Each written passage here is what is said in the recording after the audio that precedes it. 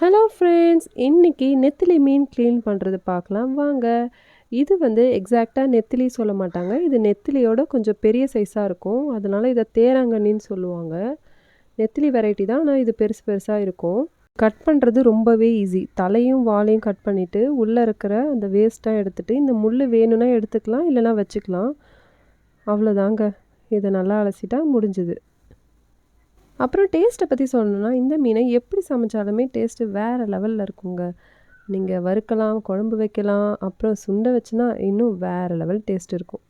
சுண்டை வச்ச மீன் எப்படி செய்கிறதுன்னு நெக்ஸ்ட் வீடியோவில் போகிறேன், பார்த்து ட்ரை பண்ணுங்கள். வீடியோ பிடிச்சிருந்தா சப்ஸ்கிரைப் பண்ண மறந்துடாதீங்க. அண்ட் இந்த வீடியோ பற்றின உங்களோட கருத்துக்களை கமெண்ட்டில் சொல்லிட்டு போங்க. நீங்கள் பண்ணுற ஒரு கமெண்ட்டுமே என்னை ரொம்ப மோட்டிவேட் பண்ணி நெக்ஸ்ட் வீடியோ பண்ண வைக்கும். நிறைய பேருக்கு மீன் எப்படி கட் பண்ணுறதுன்னு தெரியாததுனாலேயே மீன் வாங்குறதுக்கே யோசிப்பாங்க. ஆனால் இனிமேல் அப்படி இருக்காதீங்க. எல்லா மீனுமே நான் கட் பண்ணி வீடியோஸாக போடுறேன்.